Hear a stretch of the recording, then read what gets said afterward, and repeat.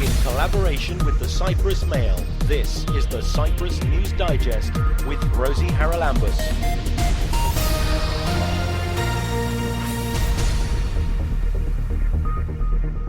On this week's programme, a Cypriot musician publishes a book about Bob Marley and the media.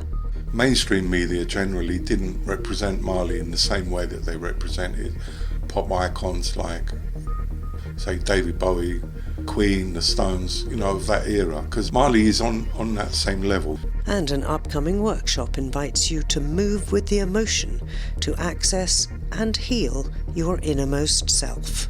The whole thing is kind of extraordinarily synchronized, which has the potential to take us to a point where we stop and actually look at each other and go, oh my God, I'm hurting so much and I can see you are too. How about we stop fighting? A book has recently been launched on the island about Bob Marley. It's called Bob Marley and the Media, and its author joins us now. He is Mike Hadji-Michael from the University of Nicosia.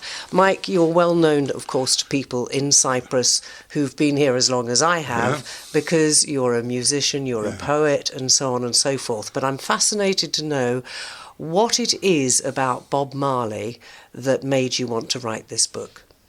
Well, as somebody who's always been into reggae, Bob Marley is someone that I grew up with, really, into the music. And one of the things that I mentioned in the book, on the day that he died on May the 11th, 1981, I actually went to a sound system event at the University of Essex where I was studying. And that's how I found out how he died. And, the MC was, chanting his name and letting everyone know that he'd passed away.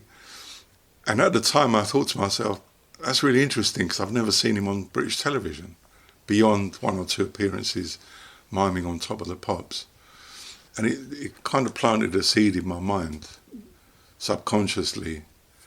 And many years later, about 5 years ago, I was doing some research on Bob Marley's radio interviews for an academic journal. For a professor in the USA called Michael Lean, who's quite an acclaimed reggae scholar. And he said to me, it'd be really interesting to look at Bob Marley's radio interviews. There's quite a few of them online. And I'd never really considered, the amount of stuff that existed in media form.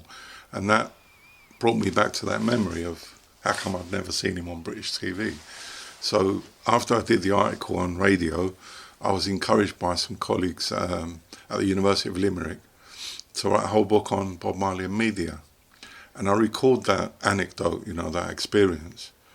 And it's actually true. Bob Marley was never interviewed on British TV, which I find even today quite shocking.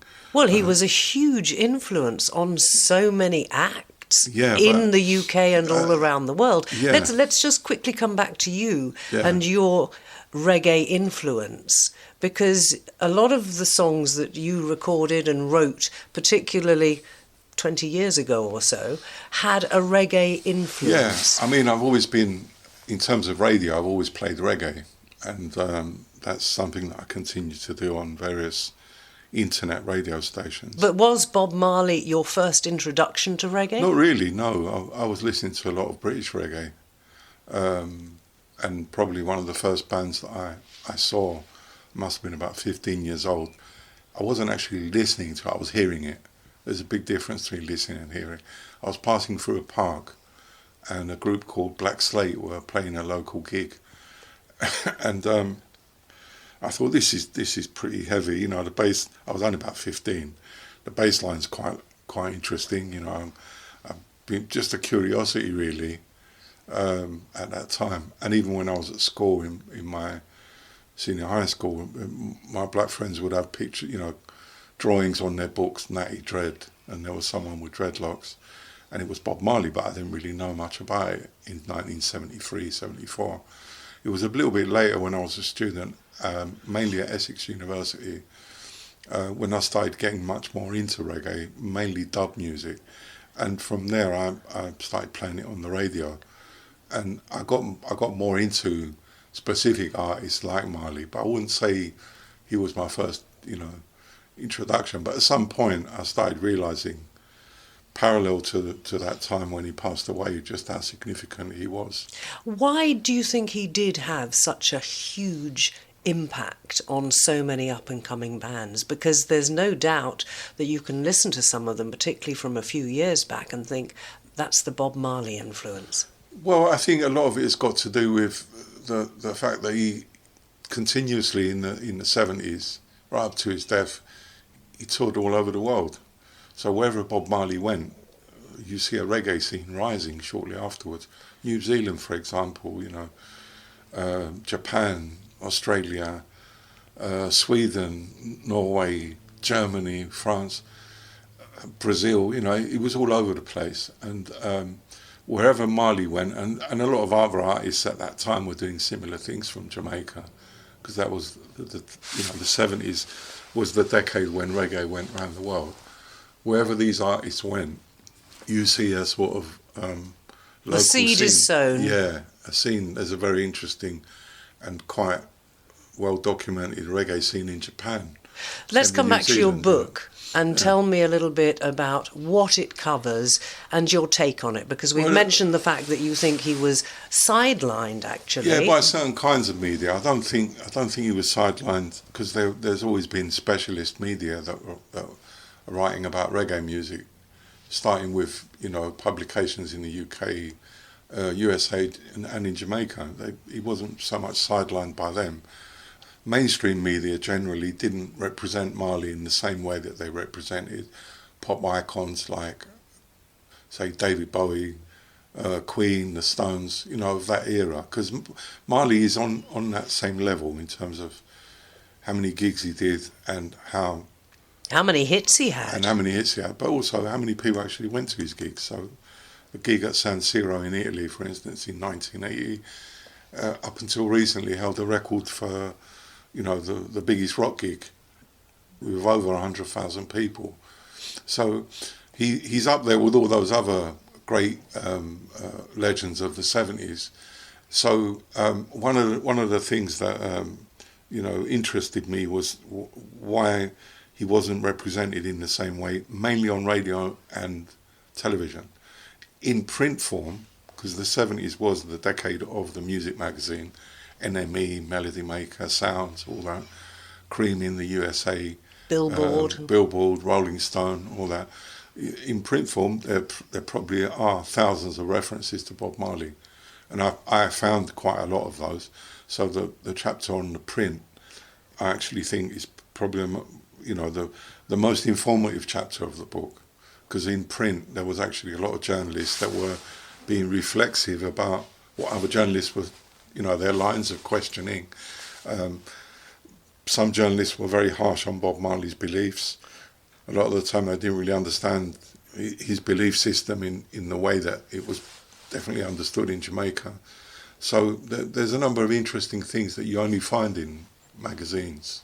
How do you think his belief system played into his music? Oh, it's an integral part of it. It's the foundation. Every more or less every interview he gave, he talked about what he actually believed in, and some of the time that was done in a way that he just spoke his views, and then a lot of the other time, in a diverse range of countries, I don't think this is any grand conspiracy on the part of the British media. Say, in many countries, he was totally misunderstood, out of naivety, I think. Not so much out of some grand conspiracy to misrepresent him. What do you think his legacy is, particularly for the Caribbean? Big question, that. That's actually a chapter in the book. It's called Life After Death. And his legacy is a complex issue because on the one hand, you see that he's got a very unique legacy in terms of all his offspring. And all those, contemporary Marleys involved with music have written their own chapters in history. And he's even got grandchildren that are making music. And one of them, sadly, Joe Mercer, recently passed away at a very young age. That's a very unique legacy. Elvis hasn't got it. Michael Jackson hasn't achieved it. There's so many other pop icons that have passed that haven't had that kind of legacy that Marley has left behind. I presume you're hoping You know. that your book is going to reach out to people who've perhaps heard about Bob Marley, maybe not particularly are fans, but think, I want to know more about this, because there's definitely something very special about his position, not just in the music industry, but the influence he had in terms of his belief system and other things. Well, I mean, I want to make it clear that it's not a biographical book. There's about, say, 700 or so books on Bob Marley, 90% of which are biographical and usually repeating the same stories, the same myths. Well, he had one life, and I suppose there's only one way you can present the there's facts. so many aspects to it that you can't, whether they're facts or not, I'm not so sure about, because some of the things that people have written, like, the end of one book says, Bob Marley's God. That's not a fact. That's just worshipping someone. I don't really think that's the way he would have wanted it either. So I think because it is first and foremost an academic book. So in being an academic book, I think it's got a much more limited audience than a biographical book. But on the other hand, there's very few academic books about Bob Marley. There's only about 5. So I'm quite happy that I've written one of them now. So in that sense, I think it offers a different kind of view on Bob Marley, which is looking at the media content. I never knew Bob Marley. I never saw him live. I've heard loads of stories about him.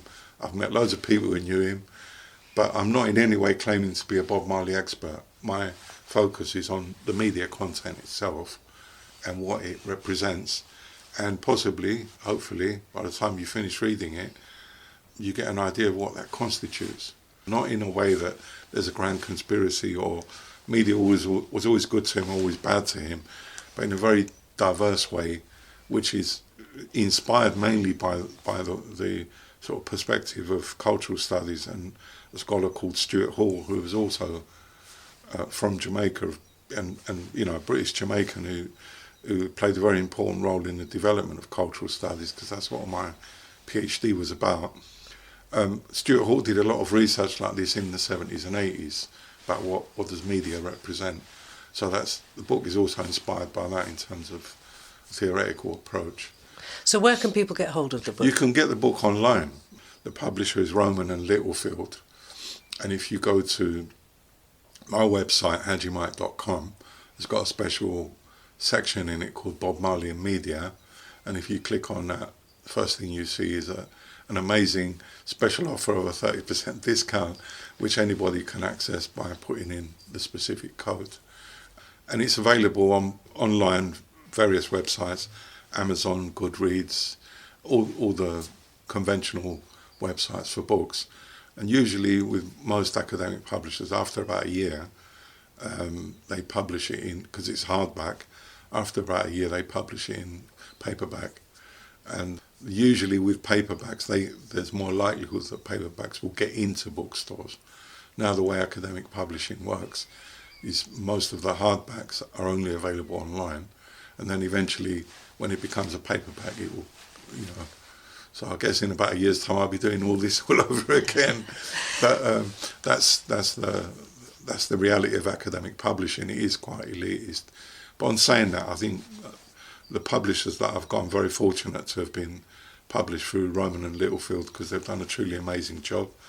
And the response so far, being invited in 2-3 days before the book came out in February to give the 26th annual Bob Marley lecture at the University of West Indies, that was a great honour for me as a scholar from Cyprus. And I'm probably one of the few non-Jamaican academics that's done that lecture. Well, that is Haji Mike. He's the author of Bob Marley and the Media. You can look for it on his website or indeed at any good online bookshop. Mike, thanks for joining me. Thanks, Rosie. Keep up to date with events in Cyprus and around the world with the Cyprus News Digest. Coming up on the 20th to the 23rd of April is a movement, well, more than movement class happening here in Cyprus. My next guest is Adam Barley, who's coming over from the UK. He's been here before, and we're going to talk to him about, well, what is movement in terms of being a catalyst for meditation, and indeed, I think we could say, Adam, for finding yourself. Is that fair? That's fair and more, but that's a good start. Yes. Now, I looked at your website and it says you longed to be a pilgrim from an early age, and you found that the pathway was rather more difficult than expected. So can we go back to the beginning about how all of this started? Yeah, well, I was in school and singing a hymn called To Be a Pilgrim, and found myself in floods of tears because I so wanted to be a pilgrim. And at the time, of course, I thought, well, you can't do that anymore. That was an old-fashioned thing hundreds of years ago, and nobody does that these days. And it was in my 50s I remembered that, and it occurred to me, actually, that really is what I became. I became my life has been something of a, I mean, the word spiritual is so overused now, I almost shudder using it, but I'm not sure I have a better word to use instead, so I'll say it, that a spiritual seeker. Like I've spent my whole life seeking some kind of, the kind of depth of integrity and presence that we all have at our absolute best, I suppose. Yeah, we don't very often understand the depths of our beings, do we? I think that's true. But I've made it it has been my lifetime fascination to have that understanding. You know, I went through reading Herman Hesse and Alan Watts and Ram Dass as a late teenager, early 20s, and then found myself becoming a father, and suddenly that changed the whole world around, as any parents listening will know, and took my whole sort of seeking paradigm onto a more down-to-earth level. But I was trained as an environmental scientist. That's what I did at university, wanting to make the world a better place, and realized during that degree course that we're in so deep over our heads that I really came to the conclusion we need a miracle, more than more science. Like science, in some ways, is how we've got to where we are. That's how we've got in trouble. And as Einstein said, you know, good luck sorting things out using the kind of thinking that created the problem in the first place. And I think we need something else. I think we do. You know, science is great. I love the pursuit of science, and I admire what people are doing in that field tremendously. But I think we need something else right now. And the miracle that I think is possible is a shift in consciousness of human beings, and I think that's happening. But that's what I've dedicated my life to, is helping people to wake up and be the best that they can be. I was going to say, from what you've just said, that you seem to think that we need to take the first steps, and you haven't lost your care for the environment, but you think it can be better achieved if we understand ourselves better and look at how we live our lives. Well, I think more than understanding, we need to actually change. I think we need to actually grow up as a species and grow and wake up. And I think that it's like, I don't think we're capable of manifesting or producing anything that is not actually in alignment with our sort of vibrational state of being. If you consider our state of being as being a kind of color or a vibration or a sound or something, if you can imagine it that way, then whatever we create is in alignment, in resonance with that vibration. And as a collective, our collective vibration is pretty messed up right now, which I think comes really down to thousands of years of undigested trauma. And what we're dealing with is a backlog of undealt with pain and grief and fear. And it's all coming to a sort of watershed moment now, along with an environmental crisis. So the whole thing is kind of extraordinarily synchronized, which has the potential to take us to a point where we stop and actually look at each other and go, oh my God, I'm hurting so much, and I can see you are too. How about we stop fighting and weep instead and hold each other instead? Something along those lines. It's something people have got to be very brave to do, to acknowledge the trauma in the first place, isn't it? Yes, we do. And I think these times call for a great deal of bravery. exactly. And courage and integrity and creativity and communication. We're in extraordinary times. And as someone famously said, extraordinary times call for furious dancing. And I completely agree, because dance is such a powerful way to change state. And it's what human beings have always done, except for the severely problematic white European culture that has now exported itself all over the world. And that we're the first group of humans not to dance. And I mean really dance. I don't mean sort of ballroom dancing where you learn somebody else's steps. I mean really dance like a wild maniac and let the spirit of life take you for a little bit. Because we're all so deeply alive and extraordinary and creative, and to dance is such a strong way to open the door for that wild spirit that we really are deep down to come out. Which brings us to Fierce Loving, which I think is the sort of title of what you're going to be doing here in Cyprus. That is the title of this time's workshop. Yes, I've been to Nicosia many times now. I've actually lost count, and done workshops there. This one is specifically focused on an aspect of our nature that I call fierce loving. Yes, I'm happy to talk about that for a bit. But that's the background of it. Is really the purpose of all of my work is to help us all to wake up and show up and be our deeper, truer nature with each other. So how do you put that into practice in your workshops? I mean, when you say the art of creative conflict, what does that mean? Well, fierce loving is, so if you take the experience we have of humans as of loving, well, it's like, well, what is that? The greetings card industry would have us believe, and the Hollywood romance films industry would have us believe that love is kind of probably rather pink and fluffy and basically nice. Anyone who's brought up a child between the ages of 2 and 4 will know differently, but we forget that very easily. Love does need to be fierce sometimes, and we need to have the ability to communicate our boundaries and to know when enough is too much, or I didn't say that very well, but you know what I mean. And the ability to really change things when there's a lot of resistance that you're being met with. Sometimes sometimes we do have to enter into conflict. You cannot be in a long-term relationship with anyone without having to navigate conflict.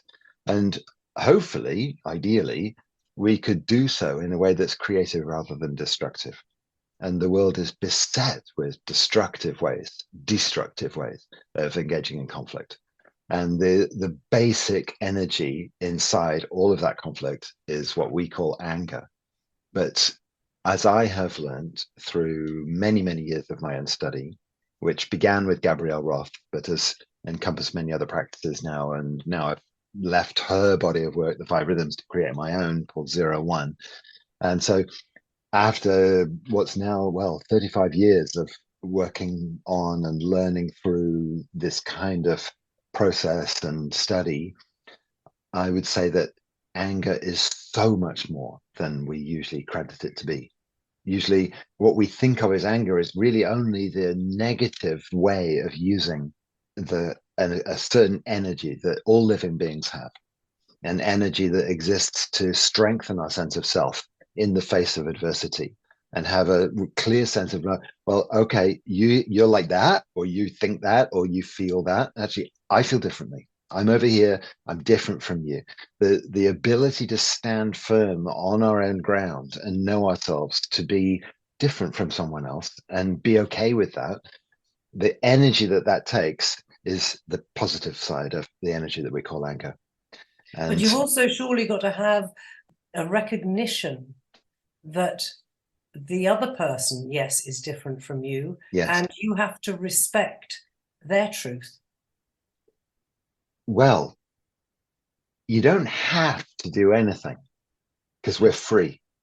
But if we want to navigate through conflict, yes, I mean, there are all kinds. We could talk for a long time about what would constitute ways of dealing with conflict creatively using talking. But the thing is, when you start to move with these energies and issues and feelings, like when you allow yourself to be moved by your fiery, loving, fierce energy that we sometimes call anger, particularly when it gets destructive, we call it anger. But when we start to move with that energy and find the way that we dance as a fiery, loving creature, then it cuts through all those mental concepts incredibly efficiently. And we find ourselves learning on a somatic level, non-verbally, in a way that is just a really fast and efficient way of learning. So on your workshop, I gather that you're asking people to have some previous experience with movement. Yeah. What do you mean by that? I mean, they're not going to be dancers, all of them, but have they done other workshops in the past? If somebody doesn't have that experience, will they still be able to get something out? Or I'm actually going to do an introductory session on the Thursday evening before the workshop. The workshop is Friday, Saturday, Sunday, and we're going to do an introductory session on the Thursday. So if you've got no experience and you're listening to this and you're interested, it might help if you've got experience in some other movement practice, or any kind of personal development exploration that you've done in your life. If you've got some experience under your belt, it's going to help you. But even if you've never done anything like this before, what I'd suggest is, if you're curious, come along to the introductory session on the Thursday, see how it feels, have a talk to me if you're not sure, and then you can sign up for the workshop if it feels right for you. And what will people be doing during the workshop? A lot of movement and dance, but also time to look each other right in the eye and speak the truth as best we can, and time to do some writing exercises, time to be still and rest and be in meditation. But definitely the heart of it is movement based. But it's really, my work is all about finding the way that your body naturally moves. So, I've had people on my workshops with chronic fatigue syndrome.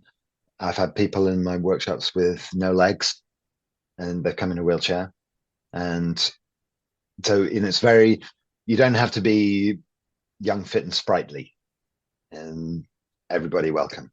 As long as you can walk or have a wheelchair or something, so you've got some degree of mobility.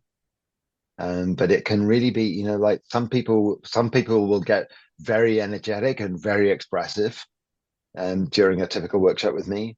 And everybody will have times where they're moving very, very subtly and gently. And everybody all the time is welcome to do their own thing. Albeit, I'm going to suggest lots of things, but it's not like a Zumba class or something where you really, the idea is to all move in the same way. The idea is for us all to find the way that we honestly, naturally move now. Very quickly, how do you take all of this back away from the workshop to implement it in your own life? Good question. I will be giving some kind of home work. Trouble with that word. It's not exactly home play either. Maybe home exploration is better. I'll be giving some pathways for home exploration, some ways to integrate the experience. It's definitely a project. It's not nothing to come and move like that for a weekend. And really, it's very likely that people there will have an experience of being deeply heart opened and mind opened by the experience. You get into quite a strong altered state doing this kind of work, and it's tremendously freeing. So if that's very different from your normal state of being, then that's going to take some work to integrate that into your day-to-day life. So it's a good question, Rosie, and it does take deliberate, persistent, courageous steps at times. But we'll discuss that and create some pathways for it. So where can anybody listening sign up, find out more? I think it's being done at a studio in Nicosia. Yes, right in the center of Nicosia. But if you go to adambarley.com, and then you can look on the events page there. My work is called 01, so go to adambarley.com, click on 01, and you'll see a list of events. And I think the top one right now is Warsaw, because I'm going to be going to Warsaw on the way to Cyprus. And that's running from the 20th until the 23rd of April, with that introductory session for those who might need to know more on the 19th. Yeah. Been a pleasure talking to you, Adam. Thank you very much for sharing your knowledge with us. And thank you, Rosie. you enjoy Cyprus when you get here. Thank you very much. Good to meet you too. That is Adam Barley. You can find out more at his website, adambarley.com.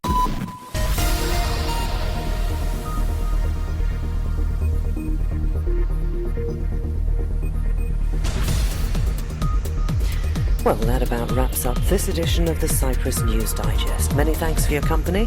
Hope you'll join me next week. Till we meet again, take care and God bless. Bye-bye now.